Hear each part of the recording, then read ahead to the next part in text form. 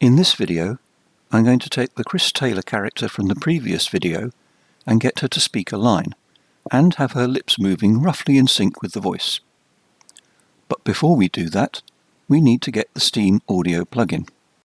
Download the Steam Audio Unity zip file. As of March 2023, the latest version is 4.14.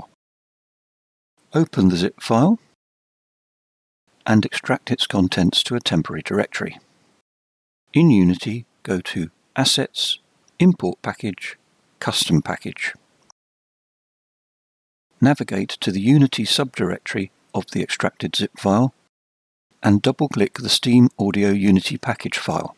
In the Import dialog, select All and click Import.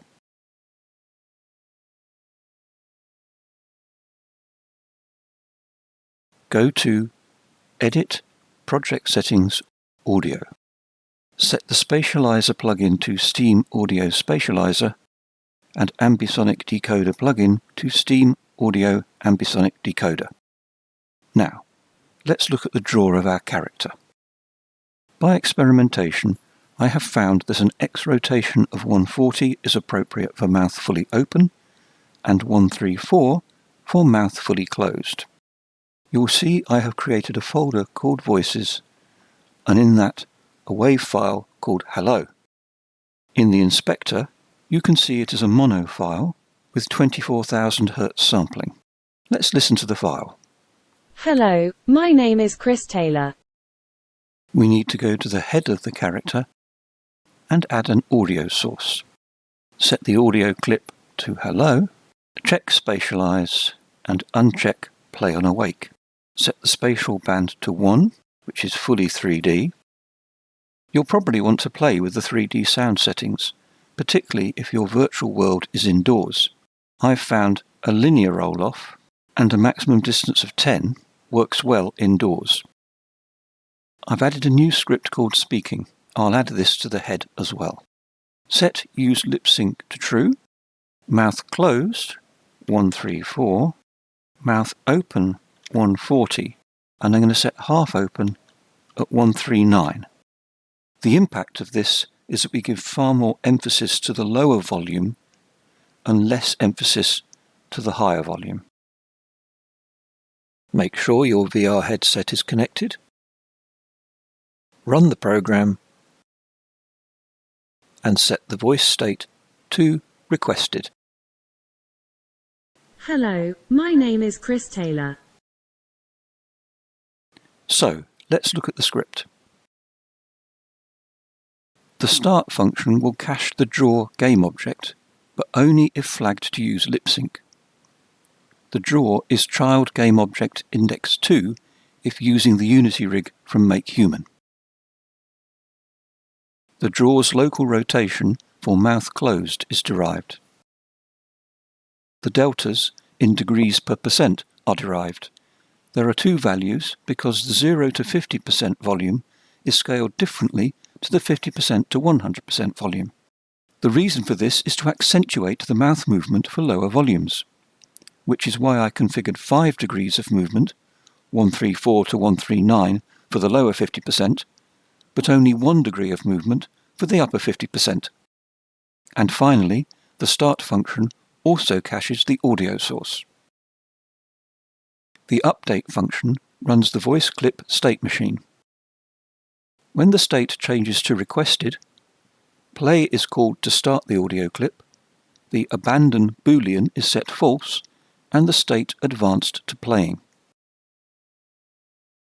The playing state checks for the audio source having finished playing and sets the state to completed if it has.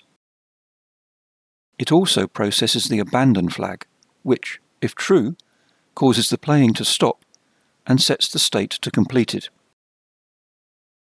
Then, regardless of any previous actions in this state, if LipSync is being used, the draw local X rotation is derived. This is initialized to the fully closed position and then adjusted as necessary. If the audio source is still playing, the function mouth is called, returning the volume percentage at the current playback time. This is then used to adjust the draw local X rotation. Finally, the angle is set, thus setting the required mouth position. The request clip function will only accept a new request if none is currently underway. If accepted, the state is set to requested and the duration in seconds returned. 0 is returned if not accepted. Note that in this sample code, we support one voice clip only. This function could be modified to support multiple voice clips. This would require updating the audio clip in the audio source and updating the volume information to be returned by the mouth function. The function complete returns true if the state is neither requested nor playing. The function abandon voice clip sets the abandon flag, which will cause the state machine to stop playing the voice clip on the next update. The mouth function returns the volume of the voice at the past time, expressed as a percentage. It derives this by searching arrays of voice data, which describe an approximate characterization of volume against time. These arrays are based on frames, which are 10 milliseconds duration. The two arrays describe frame number and volume at that frame number. These arrays have been pre-optimized to be sparsely populated. So, in most cases, the value will be derived by interpolating between the next available higher and lower frame number. The search is a binary chop. So, for our sample voice clip, whose arrays have 32 entries, there will be no more than 5 iterations to find the correct entries. And now, you're probably wondering how I generated the array data. A simple command line executable taking the WAV file name as its argument.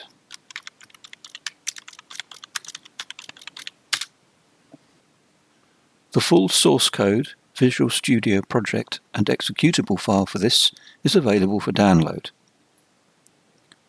The loading and parsing of the WAV file is derived from sample code which is available on GitHub. This is subject to the GPL 2.0 license, so our derived code is subject to the same license. Let's look at the code. As previously mentioned, the voice clip is divided into frames of 10 millisecond duration. We provide a frame array large enough to process a voice clip of 60 seconds duration. The first part of the main function opens the file and starts to parse the file header. A limited subset of file formats is supported. However, this should cover all common cases. The file must be in PCM format, it must be mono or stereo, and it must have a sampling rate which is a multiple of 100. Samples must be 8 or 16 bits. The samples are then read sequentially. The absolute value of each sample is accumulated. Once the whole frame's worth of samples has been accumulated, this is recorded as a raw value, and the maximum raw value of all samples is maintained. Once all the frames have been recorded, they are normalized, such that the frame with the maximum raw value has the normalized value of 100%. Values below 1% are forced to 0. We now move on to ignoring those frames which add little to the description of the waveform curve. Where 3 consecutive values are the same, the middle value is ignored. This is most likely to be encountered as a series of 0 values during periods of silence. Where 3 consecutive values are monotonic and the middle value is within 20% of the average, it is ignored. Where 3 consecutive values are not monotonic, but the middle value is within 5% of the average, it is ignored.